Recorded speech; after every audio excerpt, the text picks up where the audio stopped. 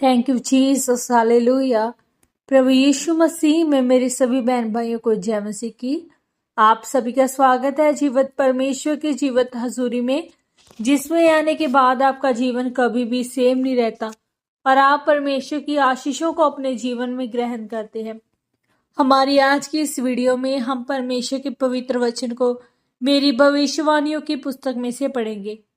आज का ये पवित्र वचन परमेश्वर की दासी पास्टर सोनिया यूसुफ निरूला जी के द्वारा लिखा गया है और हमारा ये विश्वास है कि जब आप इन पवित्र वचनों को सुनेंगे तो इन वचनों के जरिए से पवित्र आत्मा आपसे बात करेगा और आप मसीही जिंदगी में आगे बढ़ेंगे और अपनी टेस्टमनी को हासिल करेंगे। तो पूरे विश्वास के साथ इन पवित्र वचनों को पूरा सुने। आज का पवित्र वचन, आशीष और कल्याण लेने के योग्य बने। जैसा कि परमेश्वर के पवित्र वचन मत्ती 1 अध्याय उसके 18 और 19 वचन में लिखा हुआ है, यीशु मसीह का जन्म इस प्रकार से हुआ कि जब उसकी माता मरियम की मंगनी यूसुफ के साथ हो गई तो उनके इकट्ठा होने से पहले ही वह पवित्र आत्मा की ओर से गर्भवती पाई गई। अंत उसके पति यूसुफ ने, जो धर्मी था और उसे बदनाम करना नहीं चाहता था, उसे चुपके से त्याग देने का विचार किया।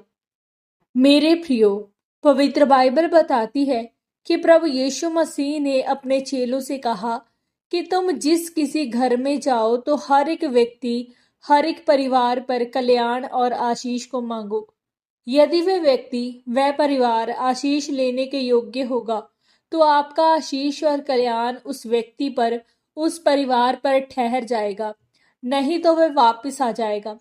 इसीलिए अपने आप को इस योग्य करें कि आप परमेश्वर की सामर्थ्य को, उसकी आशीषों को अपनी जिंदगी में सोख सके, ताकि जब भी परमेश्वर के दास आपके लिए प्रार्थना करें तो आपके जीवन में उस प्रार्थना का उत्तर आए।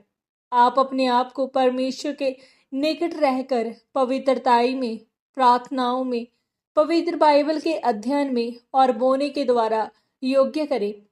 आप अपने आप को परमेश्वर के वचन के अनुसार पूरी तरह से स्थिर रखें, ताकि परमेश्वर की आशीष और उसका कल्याण, उसकी सामर्थ्य जब परमेश्वर के दास के द्वारा आपके लिए घोषित की जाए तो वह आपकी जिंदगी में कई गुना बढ़कर कार्य करे। यदि हम पवित्र वचन में देखें तो पोटीफर भी जानता था कि यूसुफ के कारण परमेश्वर ने मुझे बढ़ाया। वह कहता है कि यूसुफ के कारण ही परमेश्वर ने मेरे काम को अधिक बढ़ाया है। और जब हम वचन में लाबान के बारे में देखें तो वह मूर्तियों को पूजता था, परमेश्वर में नहीं था, और उसे भी पता था कि परमेश्वर मुझे एक आशीषित व्यक्ति याकूब की वजह से बढ़ा रहा है। वह कहता है, यहोवा ने मुझे याकूब तेरे ही कारण आशीष दी है और मुझे अधिक बढ़ाया है। मेरे प्रियो, आप लोगों की जिंदगी में जो भी आशीषित व्यक्ति है, या आप जिस आशीषित संगति में हैं, या आपको परमेश्वर ने जो आशीषित और सामर्थी दर्शन या जीवित चर्च दी है, आपको सदैव उसके साथ जुड़े रहना है, आपको खड़े रहना है, आपको उसके साथ मिलकर काम करना है।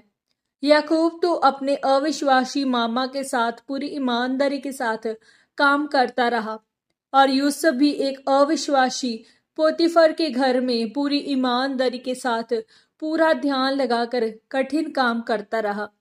यदि यूसुफ एक अविश्वासी पोतीफर के लिए और याकूब एक अविश्वासी लबान के लिए कठिन काम कर सकते हैं, उनके रास्तों को साफ कर सकते हैं, तो फिर हमें तो परमेश्वर के सच्चे दास और परमेश्वर के दर्शन के साथ कंधे से कंधा मिलाकर चलना है और उसके कामों को करना है।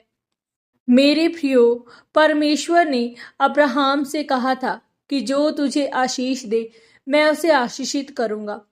परमेश्वर ने लूत को और उसके घराने को अब्राहम की प्रार्थना की वजह से बचा लिया।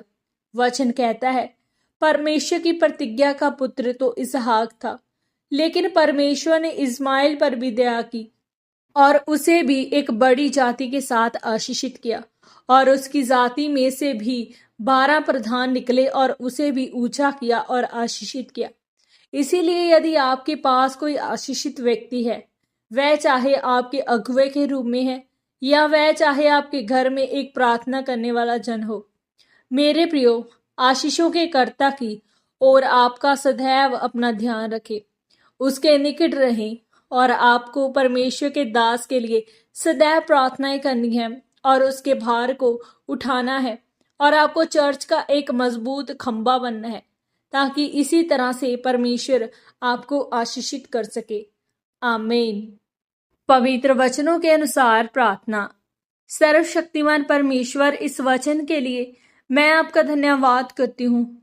परमेश्वर, मैं ये प्रार्थना करती हूँ कि आप मुझे अपनी सामर्थ्य से परिपूर्ण कीजिए, ताकि मैं अपने आप को आपकी आशीषों को लेने के योग्य पवित्रताई में रहकर प्रार्थना के द्वारा, बोने के द्वारा बन सकूं।